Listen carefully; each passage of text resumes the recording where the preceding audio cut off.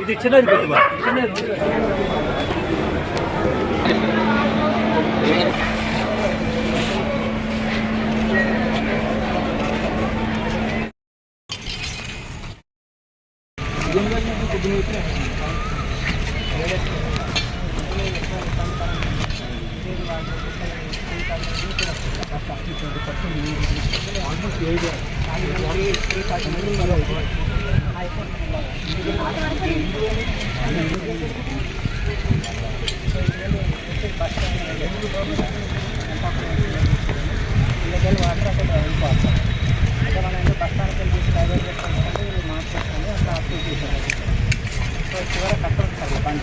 బండ పక్కన అలా కూడా వాటర్ వచ్చినాయి సార్ బాగా స్ప్రెడ్ ఏరియా ఫౌండేషన్ కదా సో ఎన్నికలు డైవర్ట్ చేస్తున్నాం వాటర్ ఎన్నికల పైప్ లేదామంటే ఇది కూడా అప్పుడు కలెక్టర్లు వచ్చింది కలెక్టర్ మున్సిపల్ ఆర్టీసీ డిఎం వాళ్ళు సో దానికి ఒక గోవాల పక్కకు ఒక 3 మీటర్లు తీసుకుని ఇది కూడా సంవత్సరాలు ఆర్టీసీ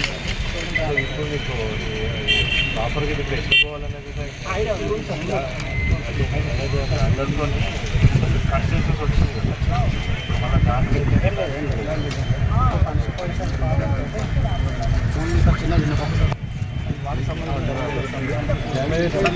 ఇవన్నీ వచ్చేసి అవి మొత్తం మునిగిపోతుంది ఎన్నో సార్లు మేము రిక్వెస్ట్ చేసాం సార్ కొంచెం ఈ వర్షాకాలంలో ఇదంతా నిండుతుంది సార్ ఊరంతా వచ్చి ఇదంతా నిండి ఇలా కుంటూ సార్ ఈ కుంట మూసేసి సార్ మంచి స్టోర్ అవుతుంది కుంట మూసేసి మాకు ఇబ్బంది ఈ స్టోరేజ్ అంతా మొత్తం ఇళ్ళని పాములు అవి డైవర్ట్ చేస్తే మళ్ళీ మెయిన్ రోడ్ వస్తుంది మెయిన్ రోడ్ కాలువ ఉంది అక్కడ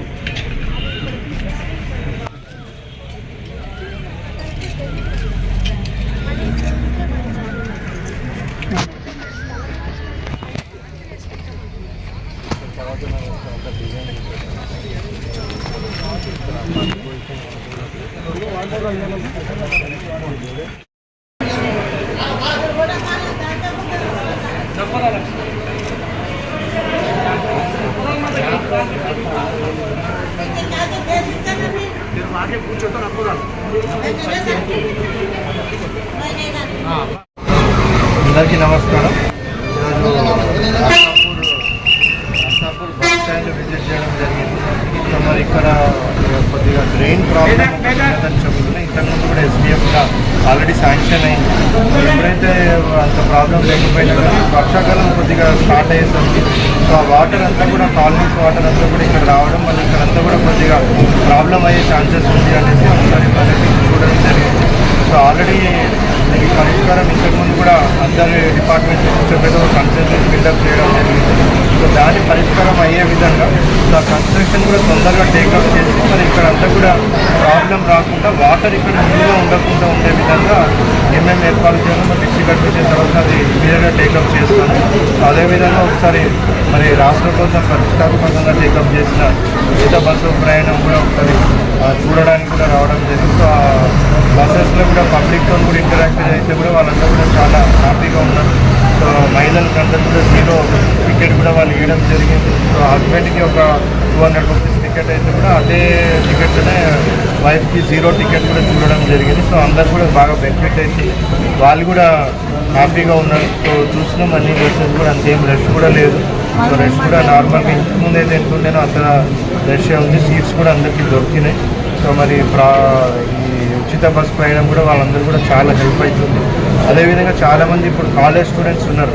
సో మనకి ఇంటర్మీడియట్ చదవాలన్నా డిగ్రీ చదవాలన్నా కానీ వాళ్ళు మండల్ హెడ్ క్వార్టర్కి వెళ్ళి లేకపోతే డిస్ట్రిక్ట్ హెడ్ క్వార్టర్కి వెళ్ళి చదవాల్సిన పరిస్థితి ఉంటుంది. సో వాళ్ళందరూ కూడా especially girl children, so especially girl students వాళ్ళందరూ కూడా ఈ ఉచిత బస్ ప్రయాణం వాళ్ళు యూజ్ చేసుకొని వాళ్ళందరూ కూడా డిగ్రీ వరకు కూడా చదవాలనేసి కూడా వాళ్ళందరూ కూడా మేము రిక్వెస్ట్ చేస్తూ ఉన్నాం. మా డిస్ట్రిక్ట్ అడ్మినిస్ట్రేషన్ తరఫున కూడా ఏమేమి స్టెప్స్ తీసుకోవాలో అవన్నీ కూడా చేస్తూ ఉన్నాం. సో అదేవిధంగా ఆర్టీఓ ఆఫీస్ కూడా విజిట్ చేయడం జరిగింది.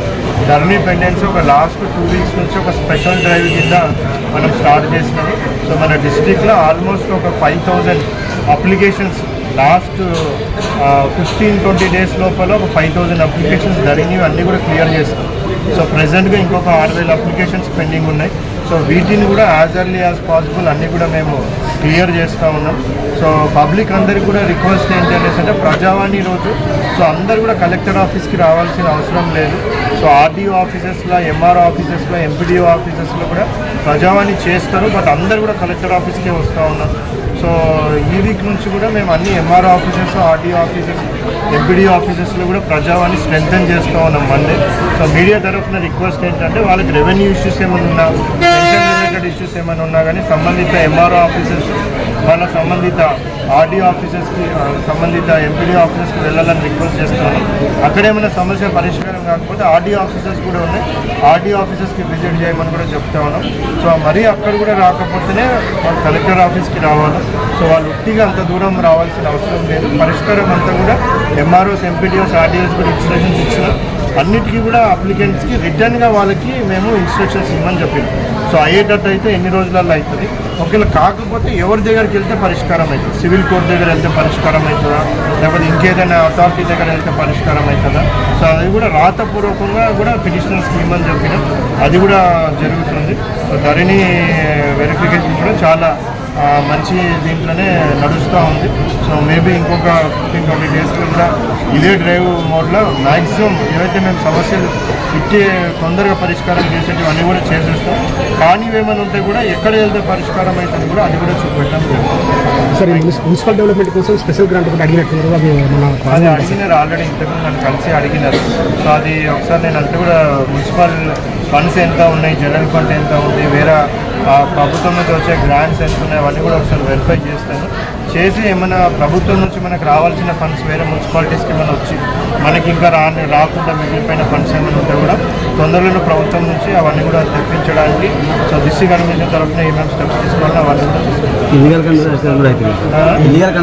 కన్స్ట్రక్షన్స్ నడుస్తూ ఉన్నాయి. ఇల్లీగల్ కన్స్ట్రక్షన్స్ ప్రభుత్వం కూడా చాలా సీరియస్గా ఉన్నది. సో మున్సిపల్ కమిషనర్స్కి, సో అదేవిధంగా పంచాయత్ సెక్రటరీస్కి వాళ్ళందరూ కూడా ఇన్స్ట్రక్షన్స్ ఇచ్చినాం. సో ఇప్పుడు అంతా కూడా మనకి ఆన్లైన్ సిస్టమ్స్ ఉన్నాయి. సో ఏవి కూడా ఇల్లీగల్ కన్స్ట్రక్షన్స్ చెప్పే వాళ్ళకు కూడా నేను రిక్వెస్ట్ చేసేది ఏంటంటే వాళ్ళందరికీ కూడా ఇప్పుడంతా ఆన్లైన్ అయిపోయిన సిస్టమ్, వాళ్ళు ఎవరు కూడా తప్పించుకోలేరు. సో అంతా కూడా ఈజీ ప్రాసెస్ అయిపోయింది, ఇంతకుముందులాగా లేదు. అన్నీ ఆన్లైన్లో అప్లై చేసుకొని ఈజీగా వాళ్ళు బిల్డింగ్ పర్మిషన్స్ అవన్నీ కూడా తెచ్చుకోవచ్చు. పర్మిషన్స్ లేకుండా ఎవరైనా కట్టినట్టయితే మా దృష్టికి వస్తే ఇమీడియట్గా స్ట్రిక్ట్ యాక్షన్ తీసుకుంటాం. తర్వాత వాళ్ళే బాధ్యులు ఉంటారు. కొత్త యాక్ట్ ప్రకారం ఏంటంటే వాళ్ళకి పెనాల్టీ కూడా చాలా పెద్ద పెనాల్టీ ఉంది. తర్వాత వాళ్ళు ఇంకా ఇల్లు అమ్ముకొని పోవడమే తప్పితే ఇంకా వాళ్ళు ఏం చేసుకోలేరు, ఆ పెనాల్టీ కట్టుకుంటేనే కూర్చోవాల్సి వస్తుంది. అందుకే దయచేసి ఎవరు కూడా ఇల్లీగల్ కన్స్ట్రక్షన్స్ చేయొచ్చు. మీకు ఏమేమి పర్మిషన్స్ కావాలో కూడా మీకు లీగల్గా మీరు కనుక్కున్నట్టయితే, లీగల్గా స్థలం కొనుక్కున్నట్టయితే మీకు పర్మిషన్స్ చేయడానికి కూడా మున్సిపల్ అధికారులు కానివ్వండి, పంచాయతీ అధికారులు కానివ్వండి, వాళ్ళందరూ కూడా సిద్ధంగా ఉన్నారు. దయచేసి అందరూ కూడా లీగల్గా పర్మిషన్స్ తీసుకొని బిల్డింగ్స్ ఏమైనా కానీ కన్స్ట్రక్ట్ చేయాలని రిక్వెస్ట్ చేస్తాను. ఒకవేళ మీరు మాట వినకుండా ఇల్లీగల్ కన్స్ట్రక్షన్స్ చేసినట్టయితే, మా దృష్టికి వచ్చినట్టయితే మరి నిర్దాక్షిణ్యంగా యాజ్ పర్ యాక్ట్ వాటిని అన్నిటి మీద కూడా యాక్షన్ తీసుకోవడం జరుగుతుంది. Thank you.